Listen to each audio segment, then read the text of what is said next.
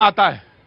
यह हमारा ही लगाया हुआ पेड़ है जो हमारे सामने आके खड़ा हो गया। मेरी गांठें हैं जो हम ही से नहीं खुल रही हैं और सोचने के लिए मजबूर कर रही हैं। ये हमारी गांठें थी जो मैंने लगाई थी और सब के सब मेरे ही खिलाफ तन कर खड़ी। BJP and then I am coming to Congress. देखिए भैया जी, आज की जो घटना है अगर उसे अपराध की श्रेणी में देखा जाए तो वो बहुत ही दुखद है और बिल्कुल आपराधिक घटना है। और उस शिक्षिका को जो भी सजा दी जाए वो कम है, क्योंकि एक छात्र को अगर वो सजा देती एक बार के लिए, क्योंकि यहां पर सब लोग को पता होगा कि अगर स्कूल में कोई बच्चा जाता है और कई बार सब लोग पीटे होंगे अपने शिक्षक से, लेकिन उसकी एक लिमिट होती है। उन्होंने जो कार्य किया वो अपराध था। लेकिन दूसरी तरफ देश के अपने को नेता कहने वाले, युवा नेता कहने वाले राहुल गांधी ने पूरे देश में केरोसिन छींटा है इस मामले से।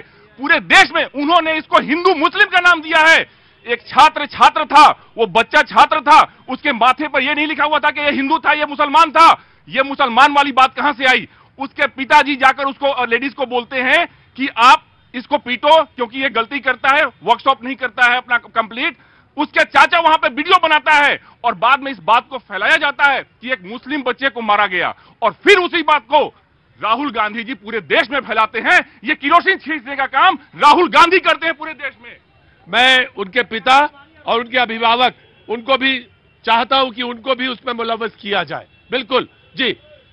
कांग्रेस। देखिए प्रतीक जी, जब से ये वीडियो आया है मुझे नहीं लगता कि कोई माता पिता ठीक से सो पाए होंगे। बिल्कुल नहीं। देखिए क्योंकि देखिए ये सिर्फ उस बच्चे पे तमाचा नहीं था, ये भारत माता की आत्मा पर तमाचा है। क्योंकि आप देखिए कि लगातार इस देश के अंदर हिंदू मुस्लिम, और इसके लिए मैं राजनीतिक पार्टी को नहीं दोष देती, मैं मीडिया को भी दोष देती हूँ। क्योंकि लगातार परमानेंट इलाज करने वाले ये मीडिया ही है जो लगातार कहती आई है कि इनका परमानेंट इलाज किया जाए।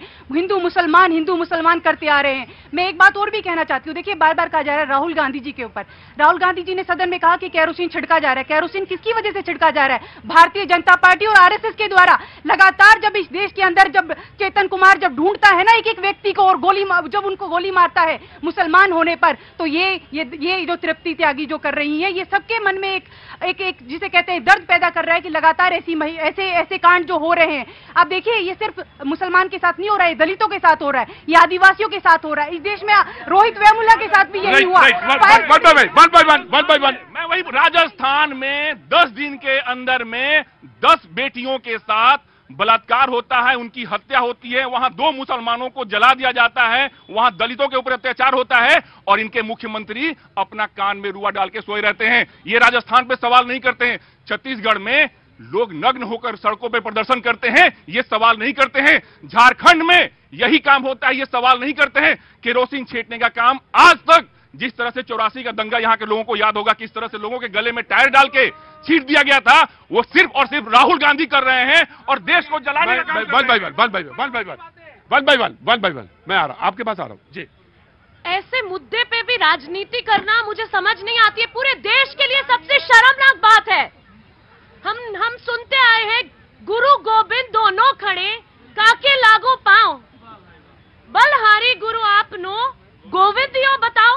जिस देश में गुरु का जो सम्मान है वो एक गोविंद जितना यानी भगवान जितना है, उस देश में अगर इस तरीके की हरकत गुरु के सामने उसके कहने पे होती है तो हम सबको बहुत ज्यादा शर्मनाक होना चाहिए।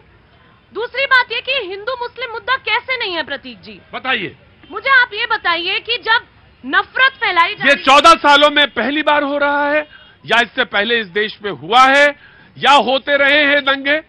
बचाव का कोई भी रास्ता नहीं, कुछ खोजा जाना चाहिए। देश में ये जो सारी बातें सुनने को मिलती हैं आजकल की गोली मारो सालों को, कपड़ों से पहचानेंगे, चलती ट्रेन में अरे नहीं, जब सरकारी लोग ऑफिशियल पद पे ये चीजें स्टेटमेंट्स बोलते हैं, किसकी जिम्मेदारी है? मैं एक चीज और बोलना चाहती हूँ।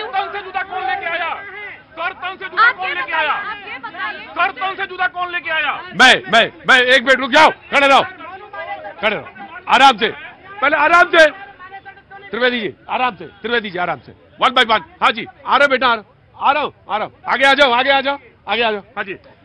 ये कंसर्न मेरे को लगता नहीं कि इसमें हिंदू मुस्लिम में कुछ है। बेसिकली राहुल गांधी के पास कोई कंसर्न है ही नहीं कि मैं इसको क्या बोलूं, तो उसको बेमतलब इस मैटर में घुसना है कैसा है। और दूसरी बात, इसमें ना टीचर की बहुत बड़ी गलती है, ना कि कोई बीजेपी या कांग्रेस में। मैं ये नहीं कह रहा कि कांग्रेस भड़का रही है, बट हाँ, इसमें कोई हिंदू मुस्लिम है ही नहीं। और दूसरा, मैम बोल रही है कि इसमें हिंदू मुस्लिम है, तो माने सर में आपको पता है क्या हुआ था? माने सर में एक फेसबुक आईडी बनाई थी, हिंदू दोस्त थे मुसलमान की भी और मुसलमान के हिंदू दोस्त थे, वो उन्होंने अलग से आईडी बनाई थी जिसमें वो अपना अलग से अपराध करते थे, बट वो शेयर नहीं करते थे। तो अब आप इसमें बताओ, इसमें कौन गुनाह है? इसमें कौन किसी गलती है? बताओ। मैं एक चीज जरूर कहना चाहूं